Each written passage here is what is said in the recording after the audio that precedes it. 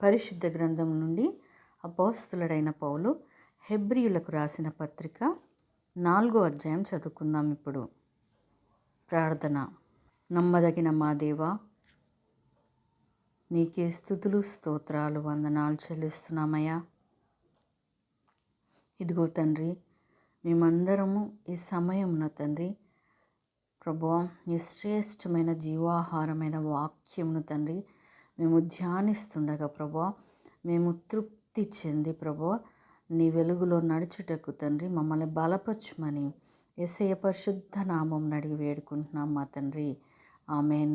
పరిశుద్ధ గ్రంథం నుండి అపోస్తలుడైన పౌలు హెబ్రీయులకు రాసిన పత్రిక 4వ అధ్యాయం చదువుకుందాం. ఇప్పుడు ఆయన యొక్క విశ్రాంతిలో ప్రవేశించుదము అను వాగ్దానము ఇంకా నిలిచి ఉండగా, మీలో ఎవడైనను ఒకవేళ ఆ వాగ్దానం పొందకుండా తప్పిపోవునేమో అని భయము కలిగి ఉందము. వారికి ప్రకటింపబడినట్లు మనకును సువార్త ప్రకటింపబడెను గాని వారు వినిన వారితో విశ్వాసం గలవారై కలిసి ఉండలేదు గనక విన్న వాక్యము వారికి నిష్ప్రయోజనమైనదాయెను. కాగా జగత్తు పునాది వేయబడినప్పుడే ఆయన కార్యములన్నీ సంపూర్తి అయి ఉన్నను.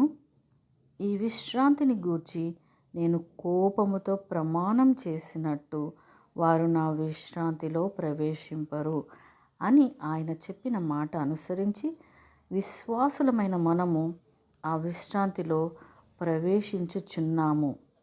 మరియు దేవుడు 7వ దినమందు తన కార్యములన్నిటినీ ముగించి విశ్రమించెను అని 7వ దినమును గూర్చి ఆయన యొక్క చోట చెప్పి ఉన్నాడు. ఇదియునుగాక ఈ చోటుననే వారు నా విశ్రాంతిలో ప్రవేశింపరు అని చెప్పి ఉన్నాడు.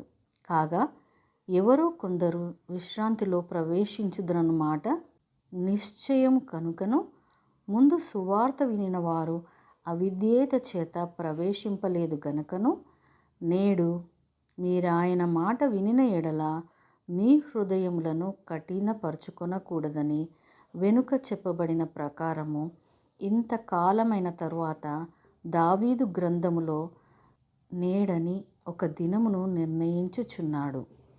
యెహోషువ వారికి విశ్రాంతి కలుగజేసిన ఎడల ఆ తరువాత మరి ఒక దినమును గూర్చి ఆయన చెప్పకపోను. కాబట్టి దేవుని ప్రజలకు విశ్రాంతి నిలిచియున్నది. ఎందుకనగా దేవుడు తన కార్యములను ముగించి విశ్రమించిన ప్రకారము ఆయన యొక్క విశ్రాంతిలో ప్రవేశించిన వాడు కూడా తన కార్యములను ముగించి విశ్రమించును. కాబట్టి అవిధేయత వలన వారు పడిపోయినట్లుగా మనలో ఎవడునూ పడిపోకుండా ఆ విశ్రాంతిలో ప్రవేశించుటకు జాగ్రత్త పడుదము. ఎందుకనగా దేవుని వాక్యము సజీవమై బలము గలదై రెండంచులు గల ఎటువంటి ఖడ్గము కంటేను వాడిగా ఉండి ప్రాణాత్మలను కీళ్లను మూలుగను విభజించునంత మటుకు దొరుచు హృదయము యొక్క తలంపులను ఆలోచనలను శోధించుచున్నది. మరియు ఆయన దృష్టికి కనపడని స్పష్టము ఏదియూ లేదు. మనమెవనికి లెక్క అప్పచెప్పవలసి ఉన్నదో ఆ దేవుని కన్నులకు సమస్తమును మరుగులేక తేటగా ఉన్నది.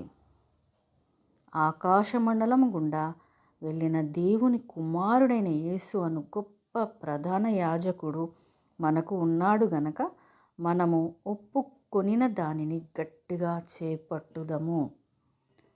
మన ప్రధాన యాజకుడు మన బలహీనతల యందు మనతో సహానుభవం లేనివాడు కాడు గాని సమస్త విషయములలో మనవలనే శోధింపబడినను ఆయన పాపము లేనివాడుగా ఉండెను.